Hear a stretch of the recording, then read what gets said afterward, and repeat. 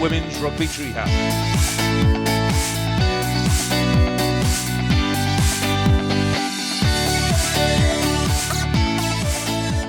What's up, everyone, and welcome back to the Women's Rugby Treehouse. I am Julia. I've got Hattie and Sian here, as always. We are back. We've been discussing the Women's Rugby World Cup 2025 pools. We have finally reached Pool D. We are very excited, and we're so glad to have you with us.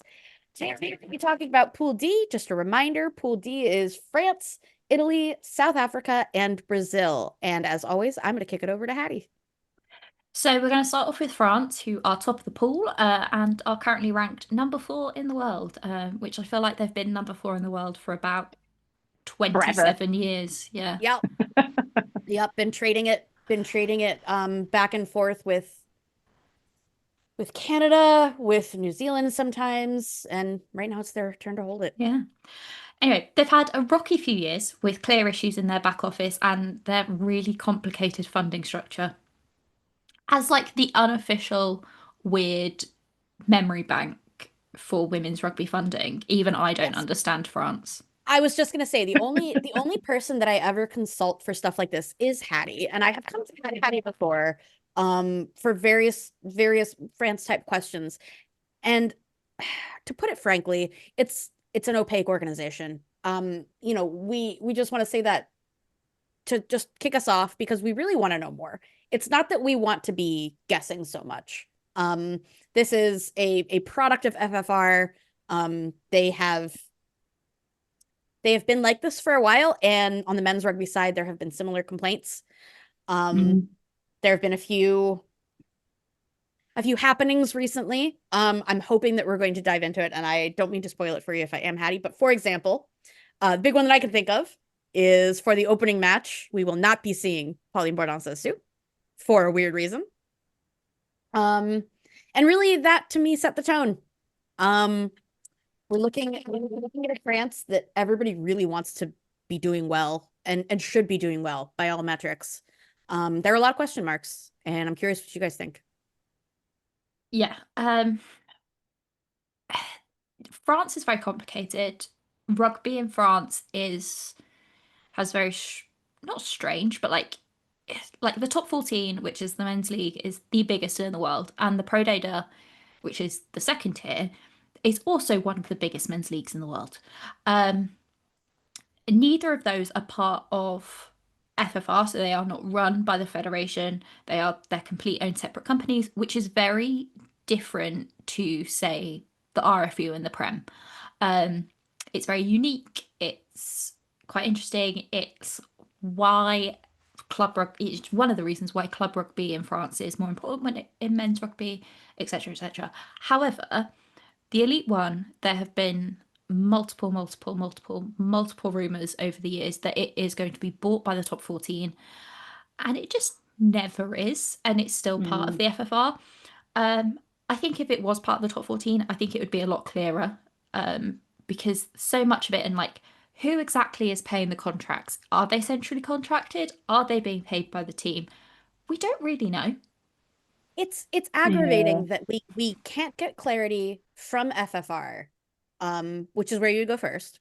And then when you are forced to go elsewhere, when you're forced to go to media, for example, it's an unfortunate thing. In fact, our friend of the pod, producer of the pod, Hugh, has dived into this before about, while it's not an official media blackout or anything like that, so much media has gone behind paywalls. It is not easy for people in England, let alone somebody like me in the US, to buy subscriptions for that. And then second of all, we can't, it's not feasible, not the way the world is. But all of that information has gone behind paywalls, and even when you can access it, I'm trying to find a diplomatic or nice way to say it, but it's cagey. It's cagey, and a lot of it contradicts each other. I was gonna say it feels obtuse on purpose. There's just no strategy that you're not meant to understand, and that perhaps, and this is me reading into it, but perhaps that they're like, it's not for you to know. In which case, it does feel like that. But like, we've talked about this so many times on the pod about how the WRU don't really have a strategy for women's rugby. Yes.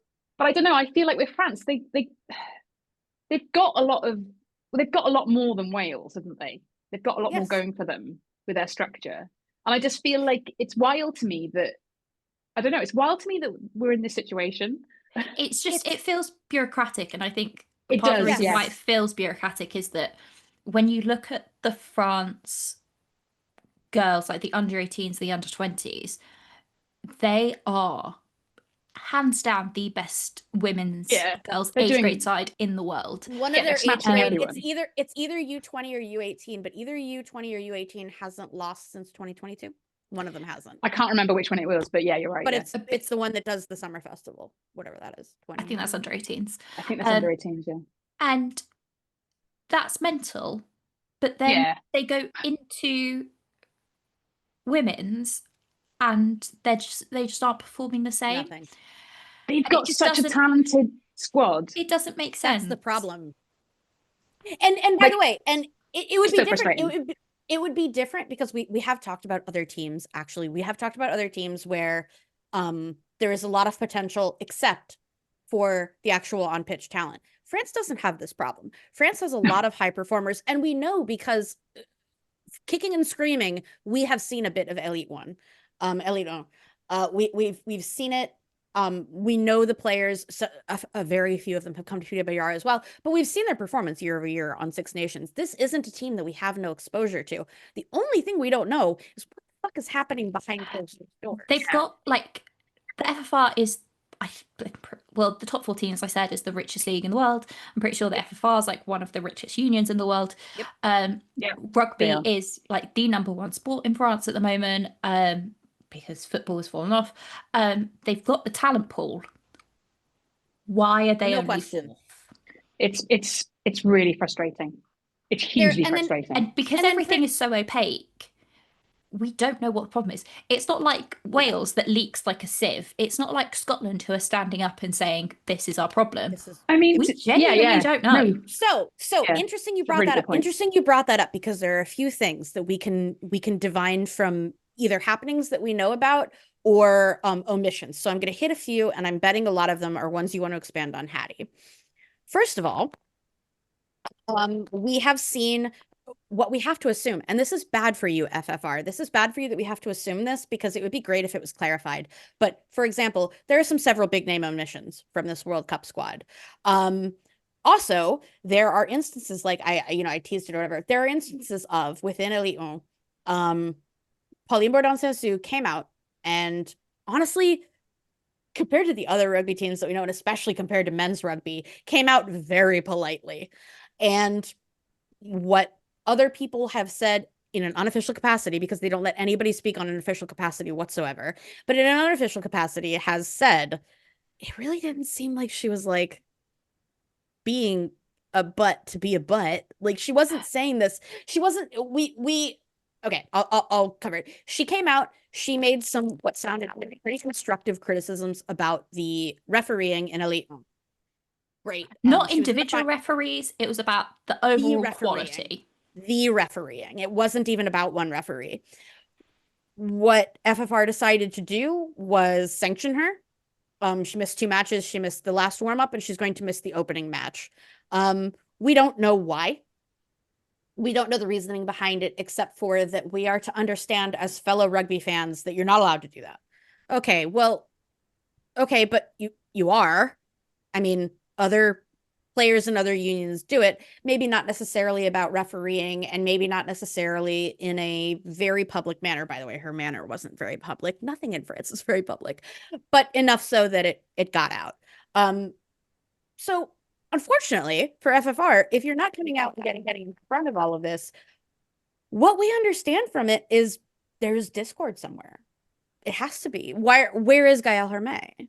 Like, we have some questions, and you're not giving us answers, and it's strange. And when we only see the performances that you put out, I don't know where to go from that other than like you fill in the blanks. Why was your male assistant coach promoted ahead of your female head coach?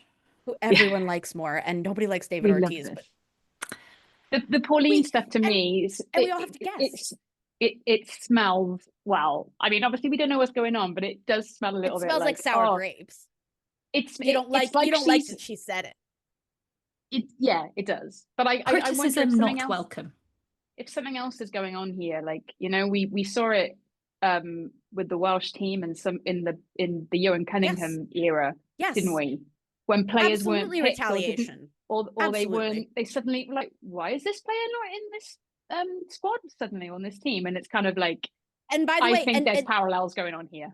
Basically. I'm glad you brought that up, because unfortunately, now, very interesting you brought that up, because the two other places where we have seen this,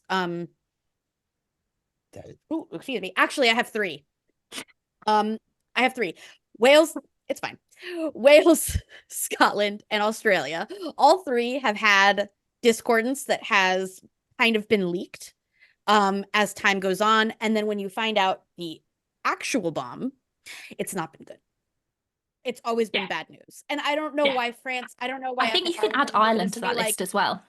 Oh, absolutely. Oh my gosh. Absolutely. Ireland. I mean, I only left off Ireland because that was so monumental. You're absolutely right. We just talked about that, in fact. But where does they're being treated like? Why does France think that they're protecting themselves? This does not look good. They just I don't know, like it's like they're treating them like kids or school kids, naughty school kids. And I don't like that. This is absolutely scolding Pauline Bourdon-Sansu. By the way, your best player. I hate doing that because, like, obviously all players are good. I love them all. Yeah, but but she's the best scrum half on the. She's the best scrum half on the planet. She is not 100%. Mohan. It's PBS. Yeah. Like, unfortunately for Pauline Bourdon-Sansu, she will never go down as the best French scrum half of all time. She will never go down as the best Toulouse scrum half of all time, and that's because France and Toulouse both have Antoine Dupont, who is her bestie. Who is her bestie? Yeah, I kind of love that. I love it. It is. So, I mean, we talked about it. We talked about it briefly when we talked about Wales, but of course, if for some reason, and there's pretty much no chance because it's not French language, but if for some reason anybody from France is listening, oh my god, it might be Gabby Vernier because she speaks English. Gabby Vernier, oh my god, friend of the pod, Gabby Vernier. Do you? Sorry, I'm going to go really off topic here. Oh please. Do you remember last year when she was in Canada for WXV and she won Player of the Match? And obviously, because it was Canada, they were like, we've got a French language translator, right? Good. Yeah. And the guy started translating and she went, no, thank you, I'll do it in English. Yeah, that was a power move. It was brilliant. That's so baller. It's so baller. And I do love also, from the little bit that I have gotten to see, I do love that the few times that I have gotten to see the several Canadians who play in Elite when they're just like, do you want to, and they're like, and it's like Karen Paquin, she's like, no, I'd like to do it in French, please. Please. Do you actually, it's an interesting point. Do you think the language barrier is possibly to why there hasn't been much from the players behind it?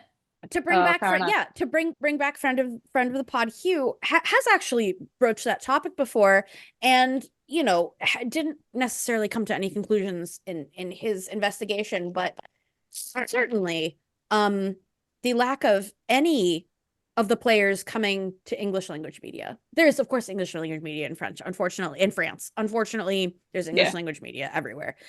If they wanted to go behind the back. If I were a French player and I wanted to go behind the back of my union, that's what I would do. Mm-hmm. And it's also curious that happens.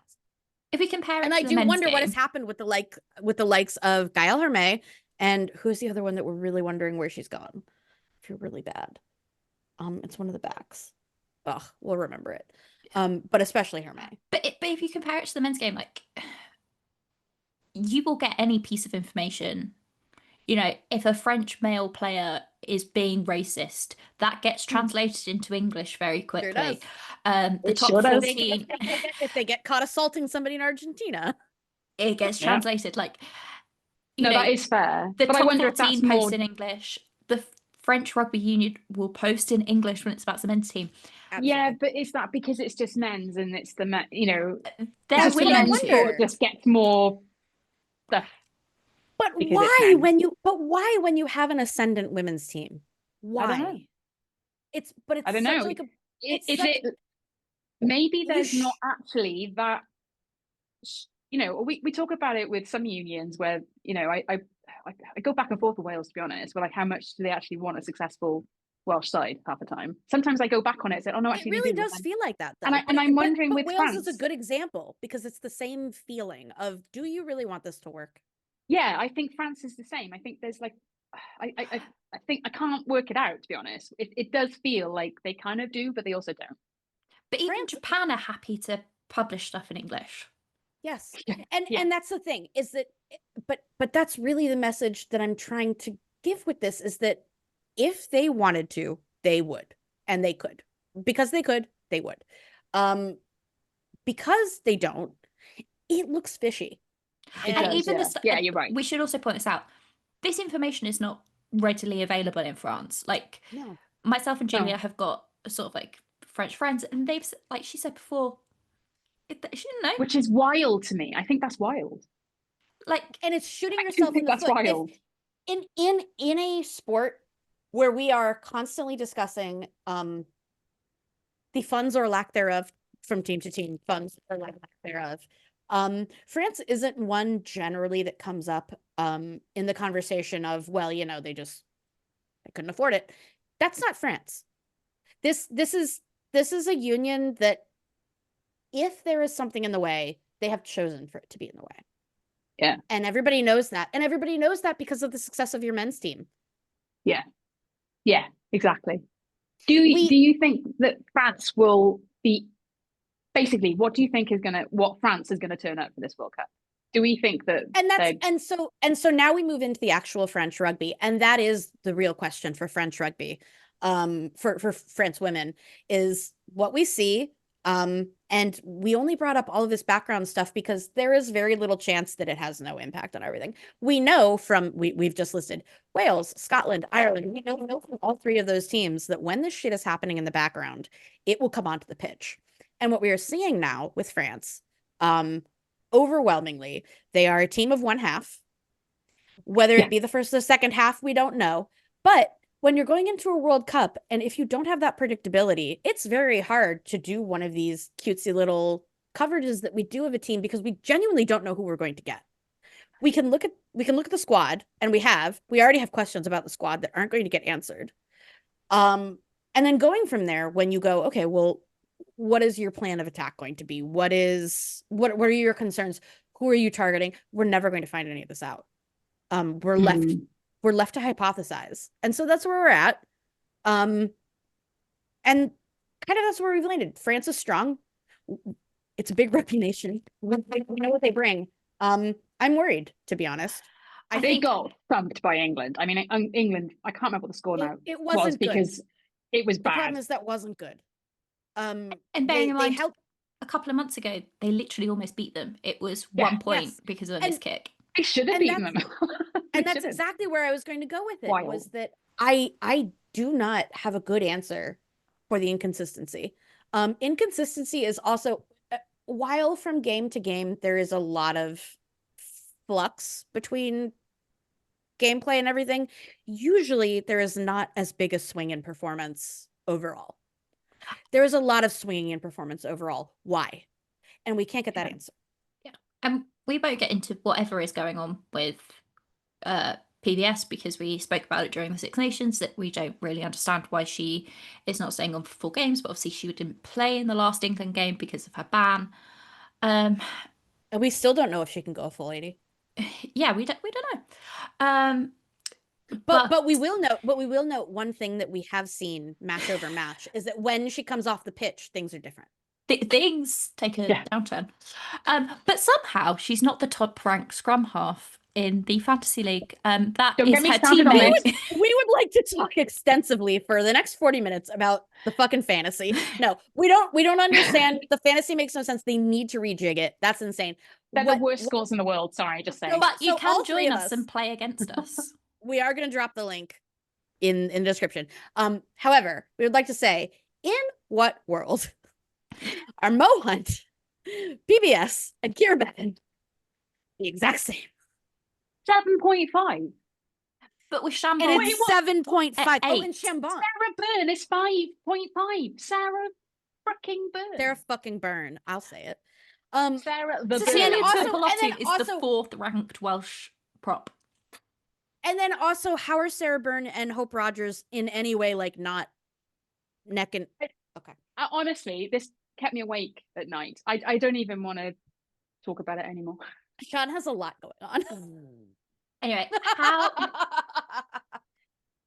France will be facing. I'm sorry. I should have known. France have their hardest pool game up front, which is against Italy, and they will be missing PBS for that. How much of a difference do you think that is going to make? I think it's because otherwise they had otherwise France have, to be honest, a very easy run. They did, yeah. But missing PBS against Italy, that's a big one. I think Italy are playing well at the moment. I think they're kind of, you know, I mean, I expect France to still win, but okay.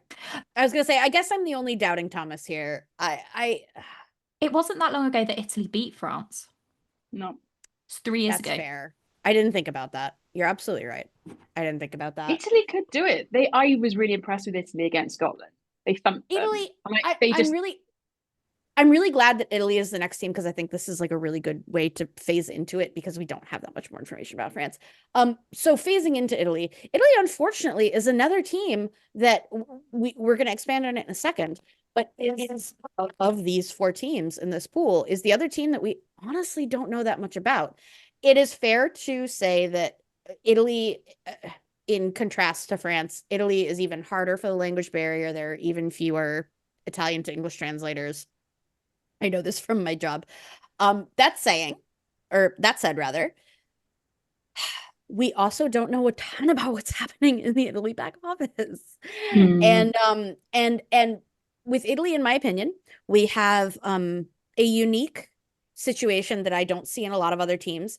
In my opinion, a lot of the Italy talent is aging. Yeah. No, it's a fair point. A lot of their number ones are Stevenin, Rigoni, Maria. A lot of those this may or may not be their last World Cup. I'm hoping not. Obviously, everybody is hoping not. But these are not spring chickens. They have a lot of experience, which is great. But Italy, it doesn't feel like, has a ton of talent coming up. They've got some decent under-20s players. Yeah. They beat under-20s Wales. They've been stealing some players from France. They have been, yeah. Right. They've got some, it's not that, they do have some good young talent coming through, but in general, yeah, it's at the 20s. And the thing is, at the 20s, I'm much more okay with you capitalizing on parental stuff. Like, do it then, not, midway through your senior career.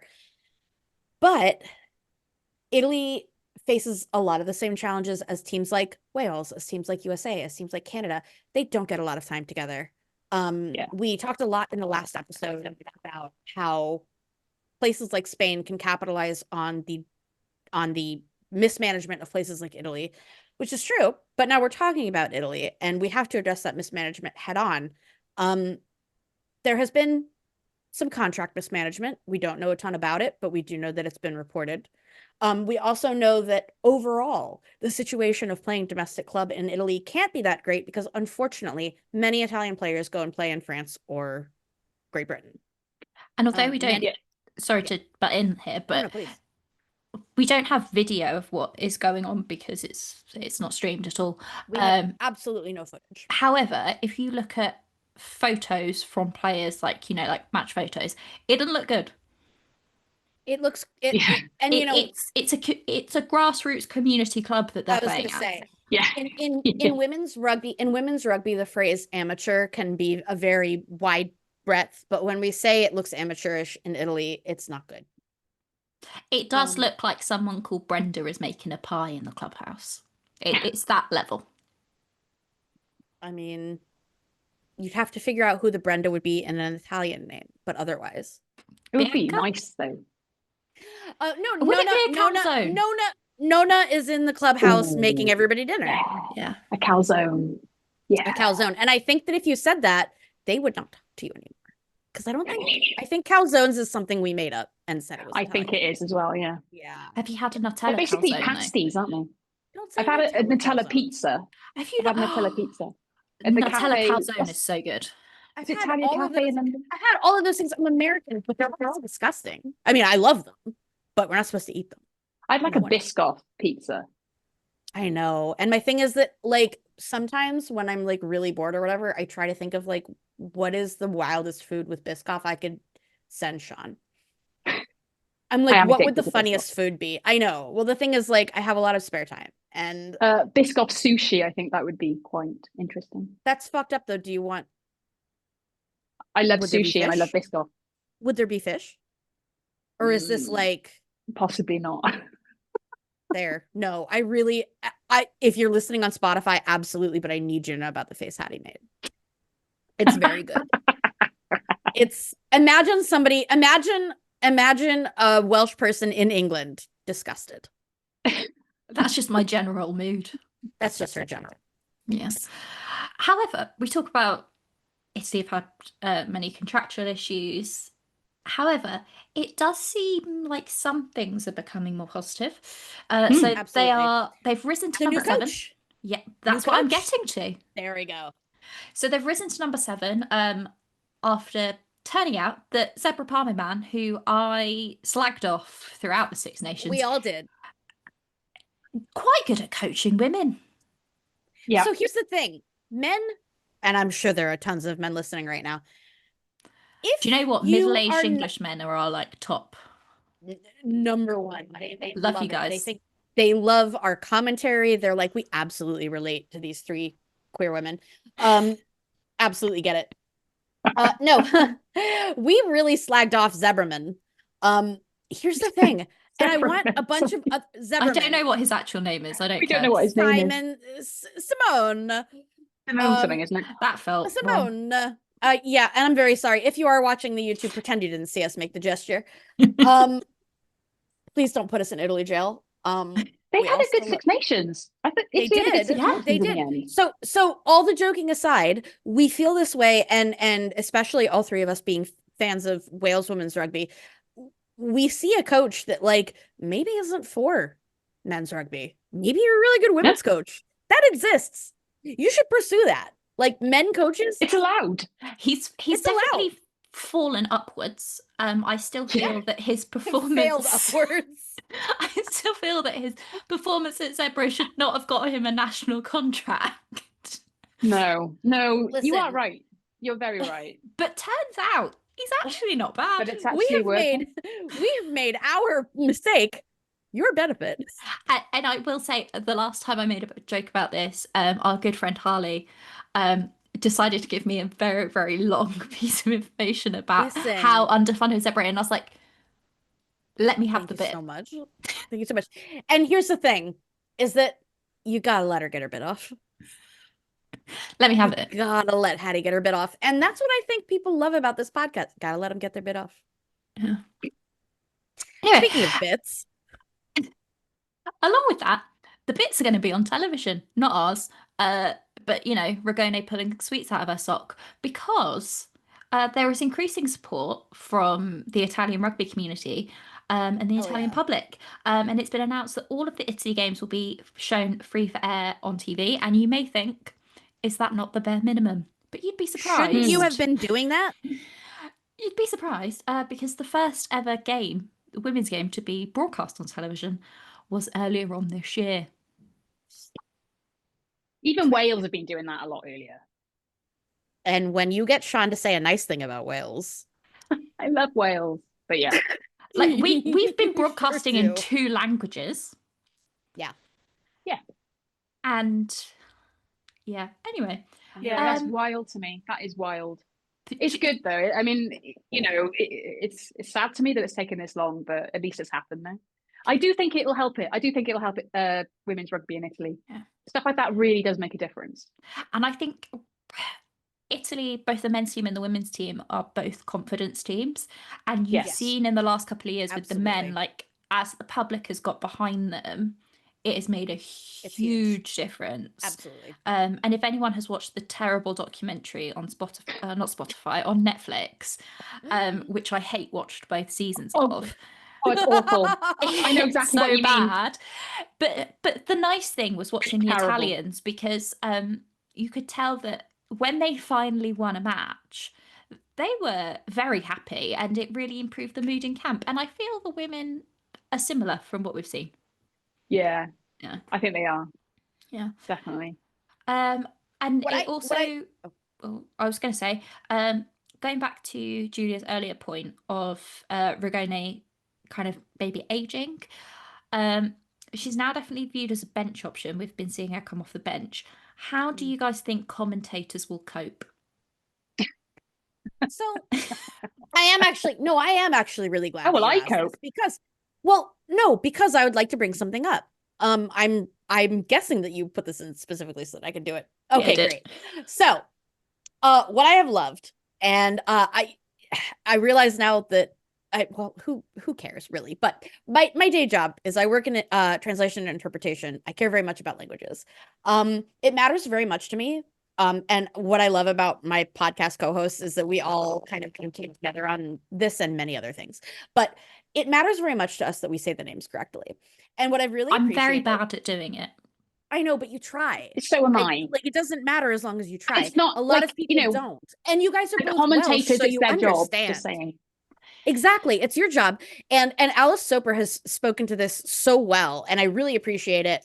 She recently put out, I think she only put it out in the stories. I really hope she put it out as a reel as well, because it's something that I think that people should really look at.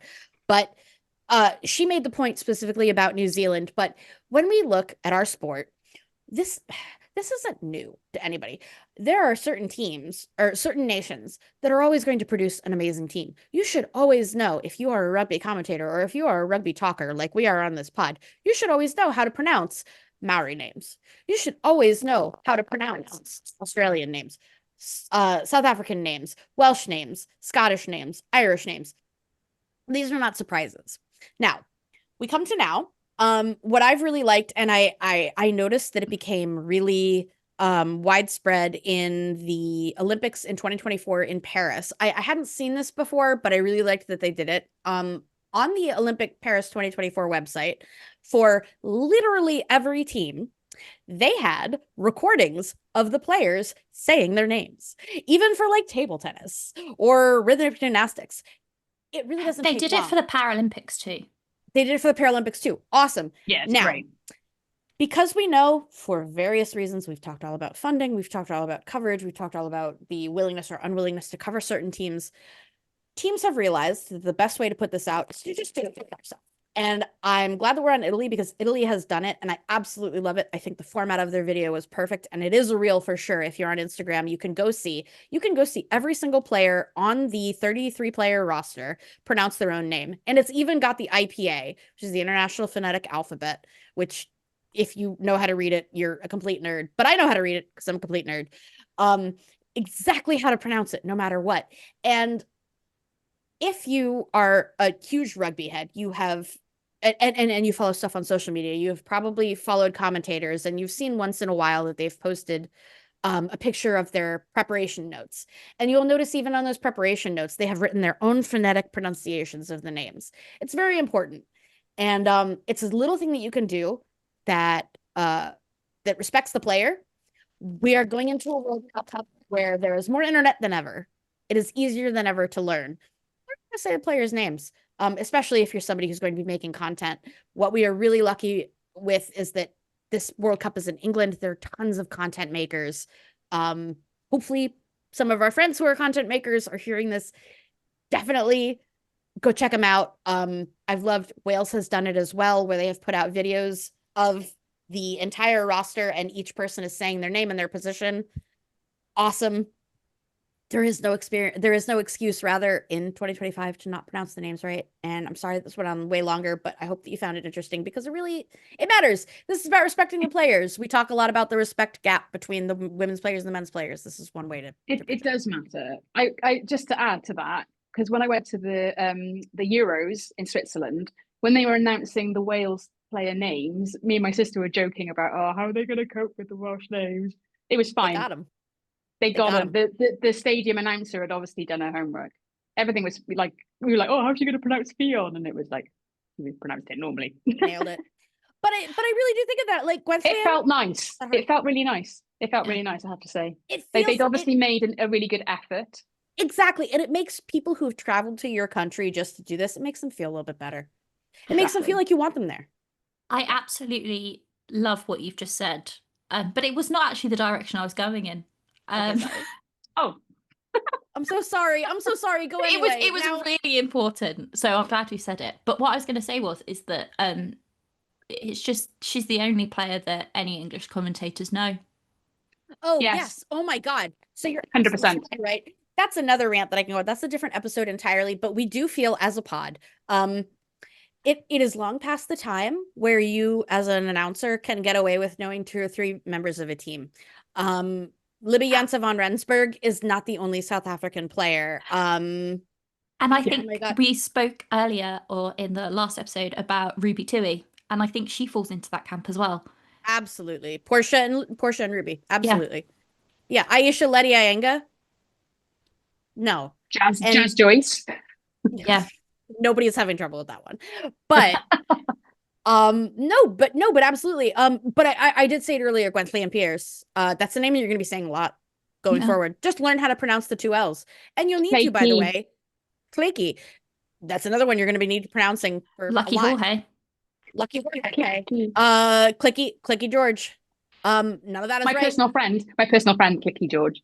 Close personal friend, Clicky George. But interestingly, and actually going back to the line of comment that I was making, nobody ever has any problems with Cecilia Tuipulotu. No, they do mess up her surname. Oh, do they? Yeah. I take that back, and that's really pathetic. Yeah. That's really pathetic if that's the case. But I do think it's getting better, and I think a part of that is the fact that there are so many Tuipulotus. Okay, I was going to go with there are a lot of Islanders, but Tuipulotus, there are also a lot of... And they're all amazing rugby players. They're all incredible. So people are getting used to saying it. But, you know, there's a lot of, even outside of rugby, where people talk about that, you know, people can say kind of stereotypically Anglophone names, and it is very true. I hear Davis pronounced wrong. English commentators pronounce it Davies. It's like, it's not Davies. Understanding the IES. Well, I don't want to go too long into it, only because one of the 2 of you will take this way too long, and you know who it is. But both of you have Welsh names that are constantly mispronounced. Like, this is not... I know, Sean, if you get going, you won't stop. True. There's also going to be people that are very confused. Hattie is not... Is not my legal name. Yeah. Are you not gonna adopt? No, let people guess. Oh, you're gonna be like an international mystery woman. Folks, comment below. Folks, like and subscribe. Comment below. What do you think Hattie is short for? Because you're not gonna get it. Because you're not gonna get it. You might actually get it if you're Welsh. No, you won't. It doesn't even make any sense. I don't think people will get this. It doesn't make any sense. It's not short for hat trick, which is what I call her, because I imagine that we play rugby together and she's always wearing a hat trick. No, it's because I was a very fat baby. Hattie the fatty? Mm-hmm. Oh no. Oh my days. Anyway, that's South Africa is the next team. So South Africa ranked 12th. Speaking of names that are important to pronounce. Yeah. The rise of South Africa has been astronomical, as one could say. We are huge South Africa love it. Acolytes. Obsessed. Oh, I love it. With several players playing overseas and a growing domestic game, South Africa has the widest range of pro contracts in women's rugby. So, as I mentioned earlier, but please explain how that happened, because that's in a unique way. So it is honestly bloody fascinating. So I want to say it was like around COVID. It was I think 2022. I was going to go slightly before that. The Blue Balls Daisies, which is the women's team counterparts to the URC team who play in the Premier Division. Have to be careful with that. It's Blue Bulls. I don't know how you guys heard that, but it's Blue Bulls. Blue Bulls. Sorry. Blue Bulls. The Daisies. We're just going to call them the Daisies. The Daisies. Chat, Chat, we got Sean. We've been recording for 2.5 hours, I should We say. are having a lot of fun, and I need you to understand that we all day, every day are talking. I just thought this was going into titties again. Anyway, Anyway, the Daisies. So the Daisies, they went pro basically. Yeah, good for them. It was not off the back of South African rugby. It was just something that the club decided to do, which is very unusual in women's Just rugby. very balls out, and we love. Yeah, to just be one individual team. It's not a league. It's not the country. It is just the individual team. So they went pro. And from there, they dominated the Premiership division in South Africa. And not maybe like a year or two later, as Julia said, around 2022, was it? I don't think it was 21 or 22. You're right. I feel like it was like 2023 or 2024 because I remember talking about it on Twitter. Oh, you're right. No, you're right. You're right. South Africa announced that they were going to enact a whopping 150 central contracts to players. Now, it has not been said whether Which is crazy. Wait, but can you explain very briefly how a central contract can happen with a club and not a country? So a central contract is when the union pays you directly, rather than having an individual club contract. So, for example, in Louis Rees-Zammit has recently signed a contract with Bristol Bears, which means that Bristol Bears are paying him his entire contract. He will have no money from the WRU apart from match fees, presumably. You were right, by the way. It's 2023 that they went pro. Thank you. On the other hand, Jasmine Joyce, who also plays for Bristol Bears and the WRU, is paid directly by the WRU and then receives a very small contract from her club. From Bristol. Right. Yeah, but the majority of her money comes from the WRU. So Jazz Joyce is considered to be centrally contracted. Is that a good explanation? I think a better. Well, okay, that was going to get nitpicky. Jazz Joyce is mostly paid by GB7. She isn't anymore. It's only not WRU. anymore. Not no. Oh, not anymore, but what? I guess. Yeah. No, you're right. You're right. But yeah. So in South Africa, you've got the Daisies who are being paid by the Blue Bulls, and then making sure that I definitely said the U there. And then the South African Rugby Union have announced that 150 other players, so not the Daisies. Another 150.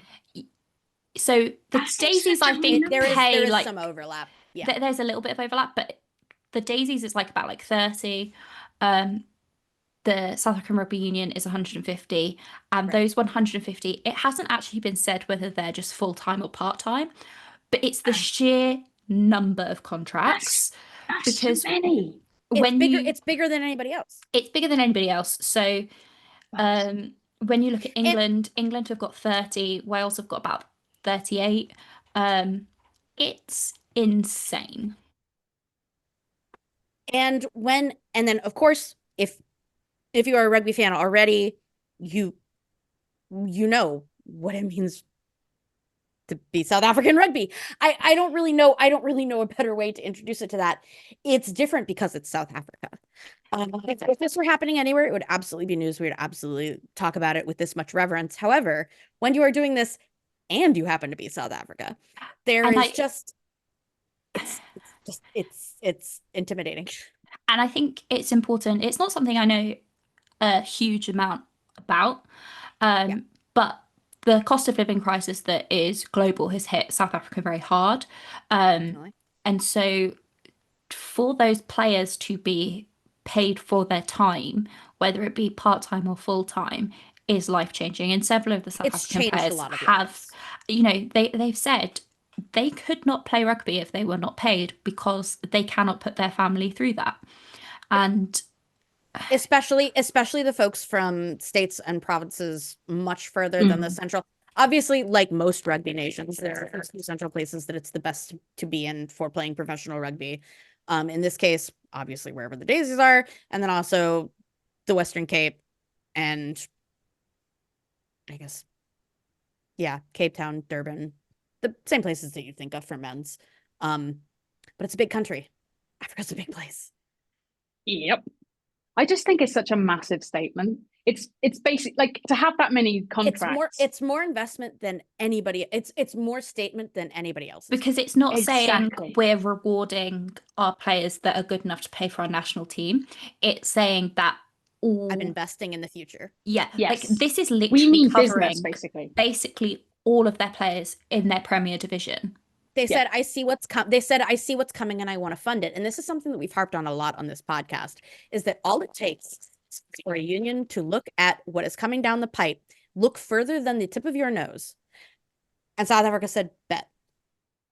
But I like, it's already bearing fruit. Like, they've improved so much. They're probably the most improved side.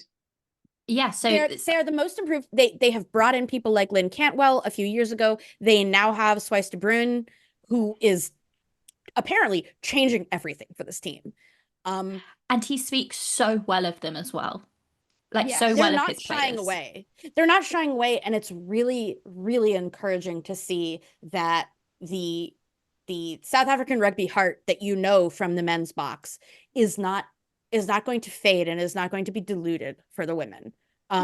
There was a lot to worry about, actually. I had passed you guys off on the chat the Rugby Pass article on Yaki Cilliers that I thought was fantastic. It gave me a lot of insight, and I understand it's not super in depth or whatever. It's just giving you kind of an insight into what it's like playing as a woman. But we know, as rugby knowers, we know about the culture in South Africa. Whatever else you can say about the view of women, the view of people of color, we know about all of the challenges that they've faced in that country. As usual, in rugby, all of the problems that you think of that are socioeconomic like that are worse for women. And as far as I can tell, South Africa is the only major rugby nation that has been like, yeah, we got to fix that. And also, I think it's really important to note that the women's team only played their first test match in 2004. Yeah, that's right. So you hear a lot, especially to really speak to the cultural. Yeah, like when you speak to sort of random people, they'll say, "Oh, well, women's rugby's new," and my answer is always, "No, it's not."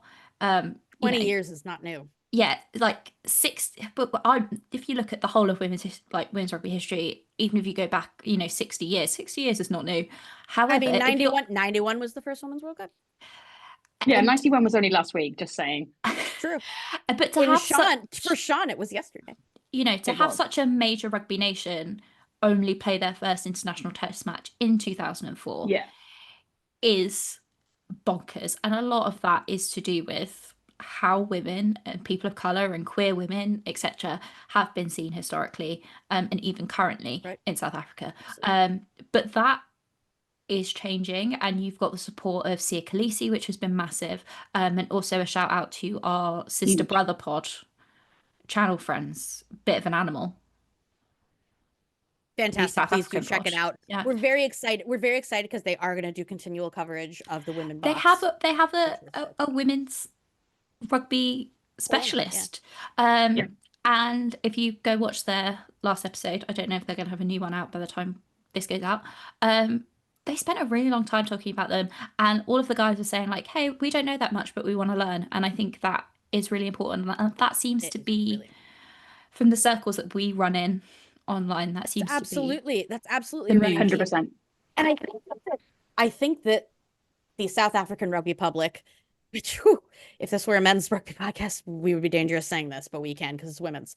Honestly, deserve a lot of kudos. There are a lot of rugby nations that perhaps are, and I'm going to compare and contrast with New Zealand. New Zealand, where you often have to drag the fans of the All Blacks kicking and screaming to the Black Ferns, which is crazy because they've won more World Cups than literally any other team ever. It's nuts. Like R.I.P. my mentions. R.I.P. my mentions.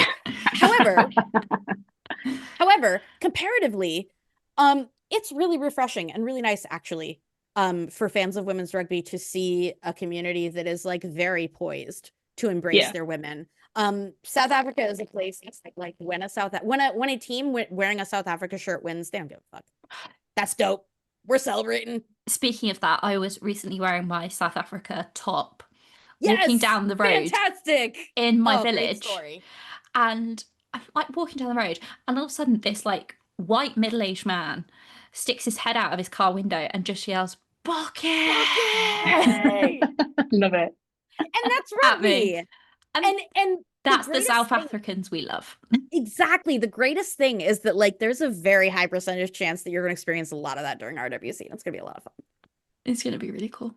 But they ran out Italy very, very close in WXV2. It was a 1923 loss. They also beat a Black Ferns 15 a couple of weeks ago.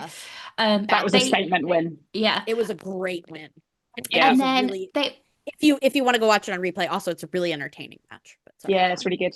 Yeah. And they also, if you look at the matches against Canada, their warm-up matches, you'd be like, oh, they were succinct losses. When you compare that loss to the scoreline that Ireland, best of the rest, got against Canada, absolutely, it tells they a slightly scored different some story. really good tries. They scored some really good tries against Canada. That's the thing is that you see a lot of rugby IQ, and I mean Yes. you would expect that, but it's nice to see your expectation come to fruition. Honestly, those Canada matches, you can just see the potential. But I think a couple of years ago with South Africa women, you were looking at them and they were relying on like brute strength and just like physicality. If we were recording this for last World Cup, absolutely that was the main concern. That was relying on physicality. But that has completely changed, and the rugby IQ's through the roof. And I really do. Their backs play is so inspiring. It's so good. And it's so they fun. have got speed. Malinga reminds me of Mapimpi, which is. And she's missing out because she's got an ACL injury, but I know.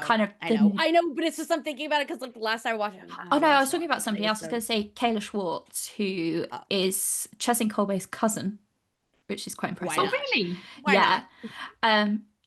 Her brother is the world record holder in the 400-meter sprint. Sign her up. She played hockey at the last Olympics for South Africa, and she made the switch to rugby back in September of last year. And all I'm saying is every time that happens, that player ends up really good. And she is really good. She unfortunately got injured and has been out of contention. But considering she maybe got like 6 months of rugby, it was incredible. So she's my one to watch next time out. But I do think they could be targeting that Italy game, and I would not be surprised if they make it through. Yeah, I do. I do think. I do think. I do not think that it is nailed on that Italy is number 2. I'm sorry. I don't. I think that I don't think Brazil is going to beat them, obviously, but I think that South Africa could give them a run for the money. I think Italy do work better as an underdog team. Yeah. Yes. So I think this is South Africa. So does South Africa. They really thrive. Yeah, maybe. They really thrive. Yeah, and I think that the 12 rating for South Africa is slightly unfair. I wouldn't say there is that much of a gap. I think honestly, I don't think Wales would necessarily beat a Black Ferns 15 side. So I don't know. You mean South Africa? Sorry, I mean I don't think Wales would beat Black Ferns 15. Sorry, that's a bit cruel. No one would. And South Africa no one except Yeah, but South Africa did. XV. Okay, sorry. I thought you meant the Black Ferns in 15. general. I was like, no, I don't think they will. No, that was my meant the Black totally Ferns 15. No, I agree. And that Black Ferns 15 was not weak. It was not. It wasn't a weak side. It was not a slouch. It was a huge win for South Africa. I think, it didn't get enough attention outside of like our WhatsApp chat, to be honest. It was absolutely a statement. Yeah. No question. And I think they could beat Italy. I do. I just have nothing negative to say. We feel very much that South Africa is on the kind of up that we would first of all, we believe other unions can have. This is not a one-off just because they're South Africa. You can have this, but you have to be as bold as South Africa. And that's what I love about what South Africa has been doing is that they have been making several bold, to compare it especially to France, a lot of bold out front statements, and there has been so little that you don't know what's going on. You know who's there, You know who's at camp. You know who's coaching them. You know how they're feeling. You know who the leaders are going to be, and you know how everybody is going. Yeah, I just love the vibes. Their vibes are amazing. The vibes are like fantastic. when you follow them on socials, like they're oh my god, they're joyous. I really can't recommend enough. At Women Box is one of my favorite follows. But the thing is, their communication is incredible. Like, literally, you found out the next day that Kayla Schwartz had done her ACL. In comparison, I remember we were looking at, I think it was Grise for France during the Six Nations or around then, being like, because we didn't expect her to come back, and she did. Because we were in like, general, where is she? General, and I had to go through the Elite One website to find out the last time she'd played, and then scroll through her tagged photos on Instagram to find her in a boot. I would say it's pretty bad in women's rugby in general. To get information on injuries, it's awful. Don't know why. But their communication is so clear. Again, there are language barriers with South Africa. Yes, they use English, but they use plenty of other languages. I think they've got like 14 official languages, Julia. Someone will tell us in the comments. In South Africa, I think 14 are official, 22 are unofficial. Like, whoa! But yet, their communication in English is clear. It is, you know more what's going on in the South Africa camp than you do anyone else. And also, like, we can't go off on this because we really have to move to Brazil. But if you watch domestic South African rugby, which I watch a lot of now, they also always have Sosha and they always have Afrikaans commentators as well. So that's... And are they excited? Especially the Sosha, yeah. I love it. So we move on to Brazil. But that does move us to my girls. They are the lowest ranked team in the competition. They're 10 points lower than the second lowest ranked team. This is also their first ever Rugby World Cup appearance. First ever Rugby World Cup appearance. It's the first time. It's the first time that a South American team are appearing. Didn't Colombia go last time? No. No, Scotland beat them beat them last minute. Right. Nope. Right. So it's the first time a South American team are competing. It's the first time Brazil are competing. It's the first time any Brazil team is competing because the men haven't made it. They have been at the Olympics because obviously they auto qualified in 2016. They still made it in 2020 and 2024. What are the expectations for the ultimate underdogs? So I don't mean to say, like, I'm diehard Guardians fan. I'm thrilled that they have made it for the first time. I do think that if it wasn't them, it would have been Colombia. I'm thrilled. I love both of those South American teams. In terms of what to expect, these are going to be underdogs. These are going to be players who haven't really gotten to experience this. Even at, we compare teams like Spain, who dominate something like Rugby Europe the same way that Brazil dominates South America. True, but it's simply not the same. This is going to be an eye-opener. I think it's going to be a lot of fun. The thing is that I'm really excited about for rugby people to watch is that this is not the same kind of style that you're going to be used to seeing. South American rugby, because of how it's had to evolve, has evolved in a bubble. A lot, especially the women, have not been invited. Honestly, Brazil doesn't play in Rugby Americas North, which would be the next closest way to get that kind of exposure. They haven't gotten to play the USA. They haven't gotten to play Canada.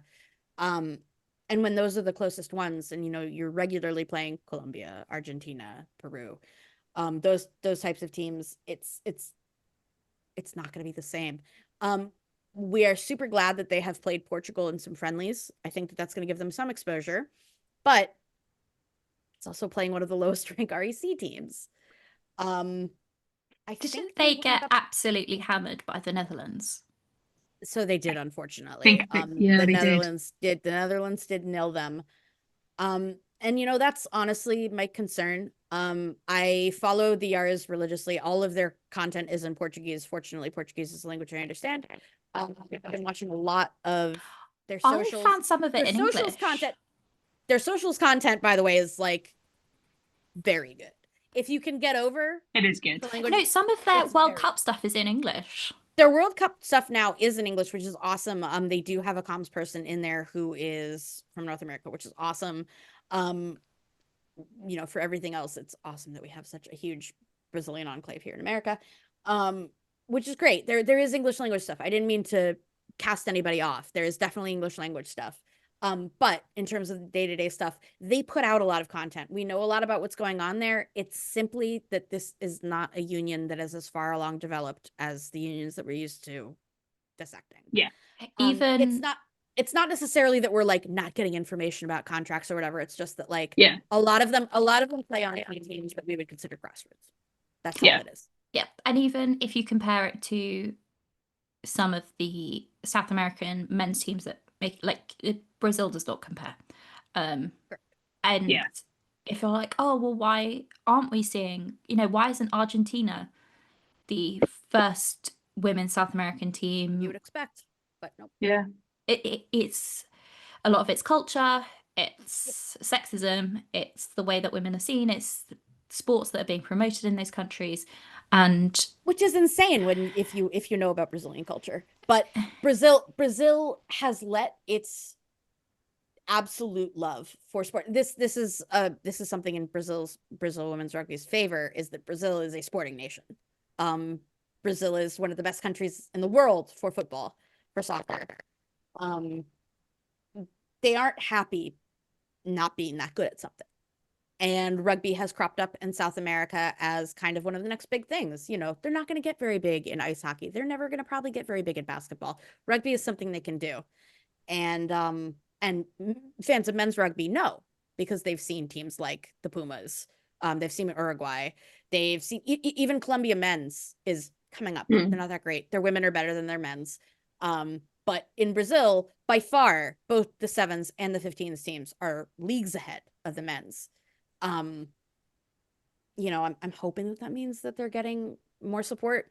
We don't know. I hesitate to blame it on like they're not doing good comms. It's more that it's the culture. It's the sporting culture of the region. They tend not to necessarily talk a lot about back office stuff in general. Not that they're not doing it for women. It's just that it's not a piece of news. It tends to be more about the stories, which I think is probably what attracts me so much to it. But it's about the players. A lot of these players are from really disadvantaged backgrounds, or kind of found out at 19 years of age that you can pick up a soccer ball. You could pick up the ball. But I think it's great. Really, friend of the Julia, Francisco Isaac, has put out a bunch. We're really lucky. We have a Rugby Pass writer now who speaks both Spanish and Portuguese and has reached out to all these players, and we're getting tons of content now out of the Spanish speaking and Portuguese speaking nations. And we're learning about these Brazilian players and about the winding paths that all of them took to rugby. This is not a place where anybody is playing rugby at 5. Yeah. I just think like it's so tough for a team that's literally like the worst ranked team. And it's kind of, I think, and the thing is, every competition has to have a worse ranked. Exactly. It totally. And, talk about expectations. I kind of look at it a little bit like Wales at the Euros. It's kind of like you go and you're the worst team. Right. But actually getting there is kind of the best part of it. And Brazil have done incredibly well to get there in the first place. And I think that is their huge step. Exactly. And I think about when, respectively, when both Wales the first time and then USA the second time made it to WXV1 is what I think about. Yes. There's lots of conversation. There's lots of conversation you can have about whether going and getting trounced a bunch is good for your development. In this case, I think it's inarguable. Going to a World Cup is a net good. Exactly. And that is their it's the first step achievement. It's their first step. It's the first step you need to take to come back to your union and say, we can do it. Yeah, because this is best in us, we can do it. For people who didn't sort of keep in touch with WXV, Brazil haven't even been to WXV. No. So this is their first major global competition. The qualifying is massive. So massive. I don't think, people might not quite realize how big this is for them. So they've only started even doing friendlies against continental European teams in the last few years. It's been exactly. Yeah, usually they're playing their neighbors, or they're playing like USA development touring teams. Team. Yeah, USA Falcons. Falcons go down there every year. Yeah, and like the under 23s. Yep. Yeah. And so it's going to be a great experience for them, and I think I'm excited to see them. I'm actually going to go see them in real life. I'm very excited. Yeah, it's going to be a lot of fun. Here's the thing. If you love the vibes of South, and here's why I'm really excited that they're in the same pool, is because I think that when Brazil and South Africa play each other, the vibes are It's going gonna to be be off the fucking amazing. charts. The vibes are going to be off the fucking charts. It's gonna be Like, so cool. I can't describe to you, these two teams The are joy. going to really enjoy being there. It's gonna be such a fun match. They're two teams I feel like have a lot in common. In terms of the heart of rugby. Yeah. And not only that, but you've got to give it some of the Brazilian backs. And here's the thing: is that they They're don't go to shit they hot. don't go to the Olympics for nothing. Bianca Silva. They are quick. So we think of them. I think of them in terms of speak very similarly to Japan. You're not expecting what you're about to get. Yeah, I think are they going to win games? No. Are they probably going to pull off an absolute miracle try that's going to have people with their jaws on the floor? Absolutely. I think No so. question. There's gonna be at least one absolute cracker that makes it around socials. Yeah. And 100%. for my money, it's gonna be Bianca Silva, but I hope that it's someone else. Yeah. Only because Talia Costa is injured. Oh. She's not in. Oh. That's heartbreaking. So I can't keep up with everybody that's in and out, quite frankly. No, there are too many. It's too many people. Too many players. So this leads me on to our last little roundup. So we've got our quarterfinals. Quarterfinal 1 will be the winner of Pool C and the runner-up of Pool D, which is likely going to be New Zealand versus either Italy or South Africa. Are we happy with my prediction? Agreed. Cool. Yeah. And then quarterfinal 3 will be the winner of Pool D and the runner-up of Pool C, which in my mind, the only option is France versus Ireland. France, Ireland, yeah. And both of those are in Exeter that weekend. So have fun with that. See you all there. And we do have 2 questions from Yap City residents, which is what I'm going to name our listeners. That's That's great. Absolutely. Yeah. That's fantastic, by the way. Yeah. So first of all, we have sister of the pod, Sarah, would like to know, which is the strongest team not in the World Cup? Ooh. It's a good question. It's a really good question. Netherlands. Yeah, that was my answer. I think so. It's another But, one. I mean, Hong Kong, China are on the up, but I don't know. I was going to say Netherlands, and then catching up for me, I was going to say China. You're right, though. It's Hong Kong, China. That was my bad. Yeah. But no, I think the Netherlands. Yeah. They are good. Yeah. Although Tonga is getting better. Yes.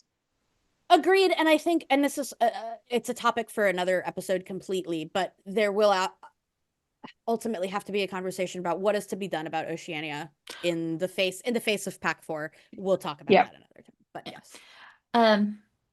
For people who don't know, do you want a fun fact? Yes, always. So Tongan women have the highest percentage of rugby players in the world. That does not surprise me at all. Yeah. That's that does not surprise me. Yeah. Most of the teams, I love it. It's like something ridiculous, like 1 in 6 people. Wales is small. Wales and USA have Tongan players. Yeah. And I think so does Ireland now. Yep. They have an Islander. And I don't know where the Falus are from, but there's a potential that they're from a you're overseas right. territory. They're from no, you're absolutely right. The They're one from New that, Caledonia. Yeah. Yep. Yeah. And then Patrick would like to know, if we had to pick the winner of the World Cup based sheerly on how nice their jerseys are, who would win? I had a whole point. I'm so happy because this is a question for both Hattie and Sian. These are things they both love. So I actually had in somebody's Wales write-up. would not win, Sian. Wales would not win the jersey war. It's lovely. It's really nice. It wouldn't win the jersey war. It wouldn't Think win. about how good some of them look. I know. I had it written in somebody's write-up saying they have the best jersey in the World Cup. Who was it? Italy. I didn't want to because I thought you guys would laugh at me, but I do think it's Italy. Yeah. I think it's Italy. I really like the filigree. It is nice. I like it. It's not the filigree, it's the marble. Oh, yeah, marble, it is nice. Sorry. Marble, sorry. No, sorry. I was thinking of their warm-ups. You're right. Yeah, their filigree's good though. I also think my runners-up are Spain. Always. Have you seen them? Always. They've got a lion on them. Yeah, they're really nice. Joma always does good work. Yeah. And then I do like the USA one. I do too, and I saw it in the launch, and I was expecting to like it. And in fact, Patrick, because I know you're listening, I know you got one of the USA jerseys. I'm so stoked you did because it looks fantastic. I saw it at the launch. the I shorts. really like the emboss. Oh yeah. The shorts match the top, which I like. It's not a plain short. The Scotland away one is nice. I do really Yeah, like it's the a purple, nice and shade. It's really lovely. and It's lovely. everybody's gonna Heather. get mad at us, so we're saying it because you can't argue with us.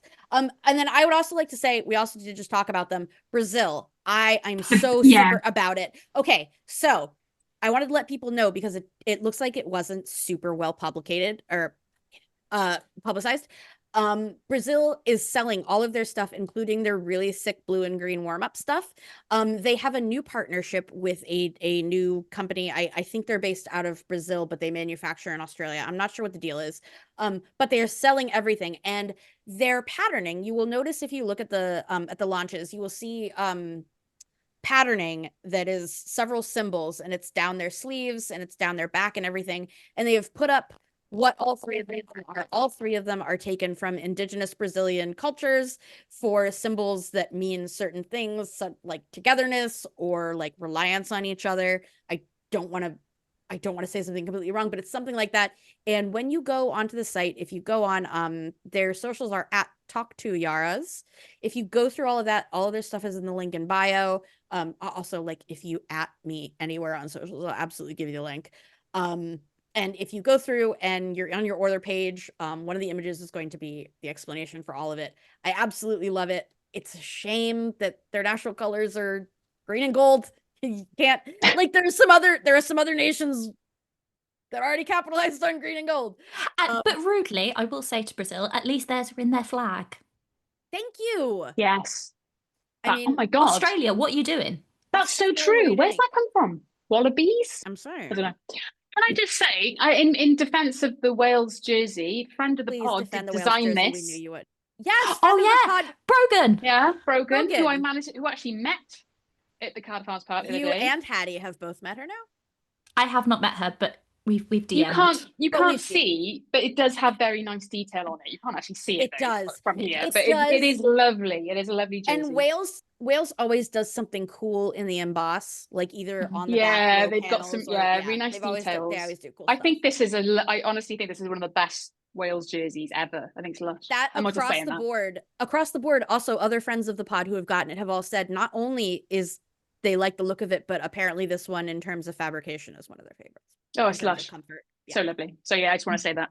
Which is great because sometimes Wales, you do not nail it. You're not 100%. No. Sometimes I do feel that, especially Wales, it seems like Macron, like it's almost like they design a bunch of stuff and they put it in a book at the beginning of the year and they hand out the book and whoever pays the most gets the best designs, and then like somehow the Welsh regions end up with like the cast offs for everybody else because they don't make any sense. So I find, I don't know, Macron is like hit and miss. So their training kit is often nicer than the actual kit. If you'd like to hear Macron or Castor opinions, the @ is @HG Rugby. And our friend of the all of us, Hugh. Hugh, we would love it if in fact you made us a small drop or something, or maybe you made a short or something. We would actually love to know from you, actually. And we're gonna extend this to everybody else, even if you're not Hugh. Let us know, what are your favorite jerseys? This is a really good reason for you to go check out all the drops. Go see what everybody is up to. What are you liking? Have any of you bought any? Are any of them? Oh, don't start that. The England Red Roses fans are very upset right now. Are they? What's the deal? Oh, is it because of the no men's sizes? There's no men's sizes, and the women's are sold out everywhere. They've had to take it now off you know the the pain of every other. Really? I mean, fair play that they've sold out though. That's pretty good. So here's the thing. I do feel I think bad, it was low supply. This is a bit. This is a bit. Sorry, this they only is a had joke. 3. Sorry. This is they had 4. Sorry. This is a bit. This is a joke that I am getting off, and this is how we're going to end it. But men, look, coming from 3 woman-bodied people, well, we've been told for many years. Oh, I mean, just don't pay attention to the bust. You'll be fine. You'll figure it out. I will say, I saw a Facebook post the other day from a man who said that he was usually a size large, but he bought a size 18, UK size 18, and it fitted him lovely. Of course it would. Same. he and I have big titties. He did say in the comments that he was a bigger chested man. Yeah, it suited the moobs. And so I was going to say, here's the thing is that at one size, and this is one of the many good things about being a front rower, is that ultimately, at one point, all of us are kind of the same size. This is why I never played in the front row. We also never invited you. You're too neurotic. I was invited, but... Were you invited? That makes me I played laugh. hooker for a while. Love to... I know, you said that, but I mean, I played scrum half for a while. It wasn't good. I'm too chaotic. I need to be in the back row. I was going to say, my problem is that you are one of the most chaotic people I've ever met. Yeah. Folks, this has been Pool D of the Women's Rugby World Cup. We are so happy that you have gone through all of this with us. We are so stoked to be finishing up. We would love it if you gave us any feedback whatsoever, any thoughts that you have, any questions. We are probably going to take a little bit of a break because, girl, we've been talking. We'll probably take a little bit of a break. We're going to be heading back. Of course, when we are recording this, it just happens to be August 16th. So we are heading right up on the first weekend. Up first, we have the opener in Sunderland. It's Sunderland, I know, but what is it? What was Hugh calling? It's this city of shite. The Stadium of Shite. Stadium of Shite. Folks, do go to the England USA opener. Don't. To be fair, it was already called the Stadium of Shite. I'm just saying. Before somebody christened it. And was like, well, if you're inviting me. Yeah.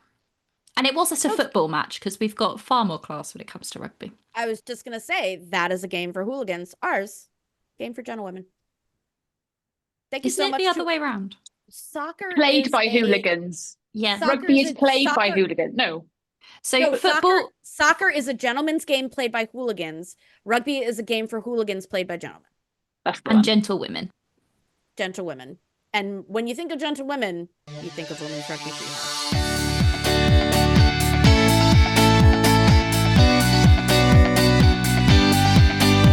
Thank you for listening to the Women's Rugby Treehouse.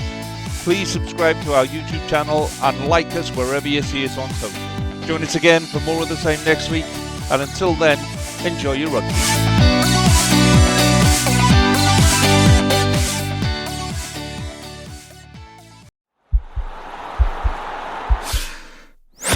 This podcast is part of the Sports Social Podcast Network.